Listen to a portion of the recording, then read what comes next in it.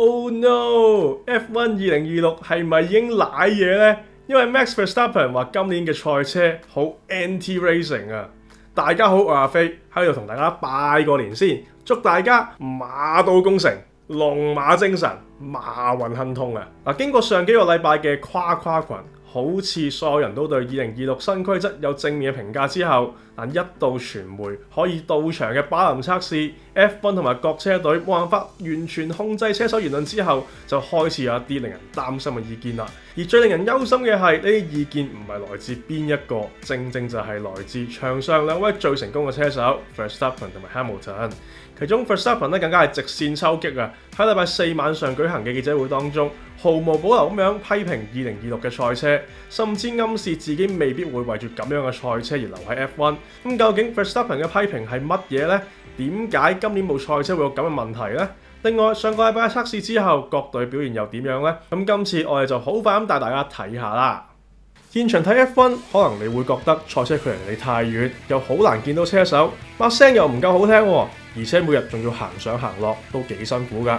咁如果我同你講有一個世界賽，你可以搭大巴上賽道睇賽車，可以入內場，明星車手坐定定幫你簽名，仲可以以貴賓嘅身份參觀車房，賽前行 grid walk， 仲可以安坐貴賓室睇比賽，更加可以聽到 V12 引擎嘅高頻聲音，你會唔會有興趣去睇啊？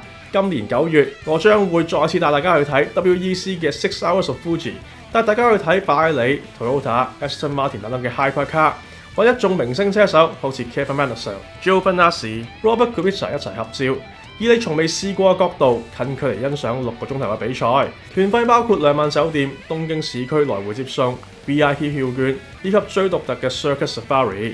咁當然仲有我阿飛嘅隨團講解啦。早報名嘅團友更加可以有1000蚊嘅早鳥優惠。有興趣嘅朋友記住去我嘅 IG 同 Facebook 揾我，或者揾合作旅行社 Global Linkers Travel 查詢同報名啦。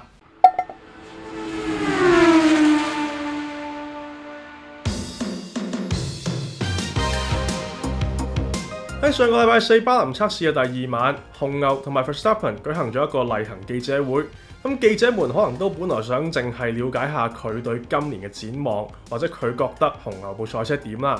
意想唔到嘅係佢竟然重點批評今年嘅新規則賽車。佢喺訪問當中直指今年部賽車對佢嚟講並唔好玩，駕駛毫無樂趣，更加覺得呢個唔太似 F1， 更加似係食咗類固醇嘅 Formula E 電動方程式。因為呢一部賽車非常講求能量嘅管理，佢就算係排位圈都唔能夠完全去盡咁樣駕駛，要做好多 management， 而唔能夠如佢所願咁樣用極速駕駛。佢話佢知道車隊嘅人員係用咗好多時間心機去整呢一部賽車，同時都覺得今年部賽車外形係唔錯嘅。但係佢就冇辦法中意駕駛佢，太多嘢要顧慮，太過唔刺激，太反賽車 anti-racing。最後佢表示，就算佢有一部可以贏車嘅賽車，佢都唔認為係重點。重點係呢部賽車係唔係有駕駛樂趣。更表示自己有好多其他 option， 包括有可能去鬥 N24 等等，暗示自己可能會因為咁樣部賽車而唔繼續留喺 F1。我相信 F1 嘅 PR 聽到應該都嚇到傻啊！花咗咁多時間心思去正面宣傳嘅2026新 F1， 俾 Verstappen 一個世界冠軍車手正面批評，應該就好難將個風向教翻去㗎啦。而且係唔止佢一個喎 ，Hamilton 喺再早一日都講明賽事會令到觀眾睇唔明，甚至認為要全面了解同埋操作呢部新車要有個 degree 先得喎。咁點解佢哋會有咁樣嘅批評呢？咁我哋就要首先重新了解一下今年新例嘅引擎特點。今年2026新賽例嘅重點改例就係引擎，或者應該話係 PU Power Unit 嘅改例。去年嘅引擎 ICE 內燃機引擎嘅馬力咧係差唔多去到800匹嘅，而電能就大約160匹。但係今年就將佢哋嘅比例變成接近50-50。ICE 嘅馬力咧就大約540匹，而電能咧就大幅加至350個 kW， 即係大約470匹。要用嘅電多咗。咁但係電能嘅來源咧就減咗，因為複雜同民用車技術不符嘅 MGUH， 即係用 turbo 熱能發電嘅裝置取消咗，所有電能回收嘅動作都要用後轆嘅 MGUK 嚟做。咁樣會有啲咩問題呢？就係呢一部賽車會處於一個長期要用電，同時又長期唔夠電嘅狀態。咁上面我講到電能可以有470匹左右嘅馬力，加上 ICE 咧係可以有1000匹馬力嘅。問題係 F1 嘅電能係唔能夠一直用嘅，甚至係唔可以喺排位圈之前插滿電，然後下個圈完全放心使用。因為今年雖然加大咗每圈可以回收嘅能量，去到8.5個 megajoules， 咁不過喺 F1 規則之下，電能最高嘅可儲存能量咧，卻只係4個 megajoules， 而4個 megajoules 咧就淨係夠賽車用11秒左右嘅啫，係唔夠一圈使用嘅。換言之，就算係排位圈之前插滿電都好，你都要喺呢一圈之內揾方法去回收能量，先至有效用盡每圈嘅8.5個 megajoules， 先至能夠喺圈尾都仲有馬力。咁因此佢哋先至想盡辦法去回收能量，包括直路尾要做 lift and coast 提早鬆油門，而唔係鬥遲剎車。過彎嘅時候咧，亦都要用新嘅技術。呢2日啊，場內記者都表示 Verstappen 用咗一個一波過彎法，喺慢速彎保持回收能量。咁總之，無論係比賽期間同其他人鬥車期間，又或者係排位賽單圈期間，車手都要做大量嘅能源管理，冇辦法去盡，冇辦法用佢哋長久以來嘅駕駛直覺。而更弊嘅係，車手喺呢一方面咧，基本上都係聽從車隊指示駕駛。Alonso 喺另一個訪問當中表示，佢唔認為車手嘅能力會對能量管理起到唔同嘅作用，因為現時車隊後勤太勁，一定會揾到一個最理想嘅管理辦法。咁車手要做嘅就係執行，人為變數反而冇咁大。3位世界冠軍都咁樣批評，其實都有啲難睇嘅。而且仲有好似 Perez 等等嘅車手都和議覺得似 Formula E。而 Verstappen 嘅批評之所以更加重要呢，係因為以目前睇嚟啊，佢嘅紅牛賽車係唔錯嘅，喺有優勢嘅情況之下都批評賽例就更加鏗鏘有力啦。咁其實 Max 早喺呢一個新例落實嘅時候已經批評過，咁今次咧就有一啲 I told you so 嘅感覺嘅，更指呢一個引擎本來可以更好嘅，但係就成為咗政治妥協之下嘅產物。咁今次 F1 PUU 增加電能以及取消 MGU-H 等等，美其名就係為咗環保以及同民用車更相關，實際上係游說 Audi 等等嘅車廠入場嘅條件。咁不過就算係咁都好啊，其實都仲有更多更好嘅方式去回收電能，包括用前軸去回收能源。咁但係當時咧就有車廠反對，覺得呢一個係 Audi 以往喺 LMP1 嘅時候已經熟悉嘅技術。F1 已經為佢哋而改例啦，唔能夠進一步俾佢哋優勢，結果就係現時能源回收嘅方法同埋速度都唔夠嘅情況。另外能源管理之外啊，唔好忘記佢哋都要繼續管理條胎嘅，特別係今年嘅輪胎窄咗，所以抓地力都差咗，加上出彎扭力大咗，又係要管理個損耗。咁總之，而家越聽車手嘅真心話咧，就越感覺到今次嘅改例有啲出事。咁不過 F1 嘅有趣之處就係工程人員會有能力開發同埋改善現有嘅問題，有機會喺日後會變得更加好。14年嘅時候啊，大家都係咁樣批評，最後佢都仲係成為咗 F1 史上最強嘅引擎。咁不過今年開始嘅時候咧，就真係要捱一捱啦。咁究竟會變成點呢？就只能夠繼續睇落去啦。喺過去呢個星期，圍繞住引擎嘅事情咧，仲有 Mercedes 引擎壓縮比呢件事。因為喺我寫稿嘅時候咧，都有啲新消息啊，話 FIA 會出手。上面提到今年嘅 ICE 引擎會減低輸出，其中一個方法就係將引擎嘅氣缸壓縮比由18:1減至16:1。咁呢個比例咧，其實就係氣缸喺活塞運行嘅時候，氣缸最大同埋最細體積嘅比例。咁壓縮比大啲就會令到燃油爆炸得比較高效，更加有力。咁今年有一個大家冇太注意到嘅改動嘅，以往燃油流量限制嘅方法係用實際燃油體積嘅流量嚟到計算，而今年咧就改咗用能量嚟計，變成每小時3000 megajoules 嘅限制。咁所以重點就係要令到個油用得更加高效，熱效率盡可能提高。而 Mercedes 嘅方法就係喺引擎運行期間，將引擎壓縮比提高返至18:1，咁就可以有馬力同埋效率嘅優勢啦。而爭議點就係，當賽車停低翻返去環境溫度嘅時候，氣缸就能夠翻返去16:1，可以過到驗車。平治表示，開發相關技術嘅時候咧，係一直有同 FIA 溝通嘅，認為係合例嘅。咁不過有趣嘅係呢一個環境溫度下驗壓縮比嘅條文，係舊年其中一次更新嘅時候先加入去嘅，本來係冇咁寫嘅。咁不過同時都未試過喺非室溫或者係引擎運行嘅時候驗車，咁所以本質上其實都冇改變到驗車嘅方法，只係條文字眼上講死咗幾時驗。咁呢個平治嘅小秘密，結果就由一啲被挖角到 RBPT 嘅前平治員工，將有關技術帶到 RBPT。而有傳當 RBPT 冇辦法完全複製相關技術嘅時候，就開始爆大鑊俾其他引擎供應商。咁其他供應商當然就不滿啦，認為呢一個技術係唔合理嘅，於是就爭取 FIA 釋法。由於爆出嘅時間已經係1月啦，加上平治強調係一直同 FIA 有溝通之下進行設計，咁因此本來都以為唔會因而更改，或者至少今年唔會改，因為改唔切啊。但係上星期咧就有新發展喎，有傳本來對呢件事中立嘅 RBPT 決定同其他3個供應商聯手，要求更改驗壓縮比嘅方法，係一個高溫之下驗證嘅方法。詳情係點咧，真係未知嘅。咁總之真係感驗嘅話咧，平治嗰邊就有好大機會要改設計啊。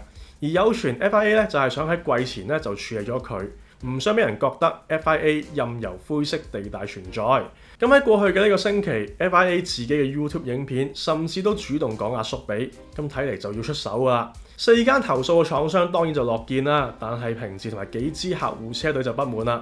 Williams 嘅 James Vowles 就首先出聲，話 F1 唔應該係 BOP 嘅聯賽，唔可以因為一間廠成功而懲罰佢哋。Toto Wolff 喺發佈會嘅時候咧就意氣洋洋㗎，話對手們咧應該 get your shit together。咁但係巴林嘅時候就悲觀地表示，如果真係改驗車方法嘅話咧，咁佢哋就被 screwed 啦。咁而今個禮拜咧，佢就改口風話 RBPT board 好快全部人1秒。Verstappen 咧就話 Toto 咁樣係轉移視線，更加話喺澳洲嘅時候啊 ，Mercedes 就會喺直路好快㗎啦。咁總之而家就等 FIA 啦，因為要緊急改驗車方法咧，4間廠加 FOM 加 FIA 咧就夠晒票㗎啦。Mercedes 有4隊咧都冇辦法，咁究竟會點呢？定係出片嘅時候就已經有決定呢？因為呢一段係預錄嘅，咁啊繼續留意下啦，大家。今年賽前最令人期待嘅非傳統勁旅車隊，肯定係有 Adrian Newey 加盟嘅 Aston Martin。西班牙車迷更加覺得呢一年 Alonso 係有機會添。咁但係去到巴林測試嘅時候，似乎一切都夢醒啦。早前嘅 Shakedown 佢哋已經遲到，跑嘅圈數都係最少最慢。而去到巴林之後，佢哋嘅問題暴露於人前啦。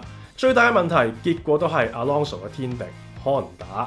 測試期間都有唔少傳言，唔係話 Honda 引擎過熱，就係話 Honda 引擎有 vibration 嘅問題，唔能夠用高轉。咁總之就限制咗唔能夠用最高速啦。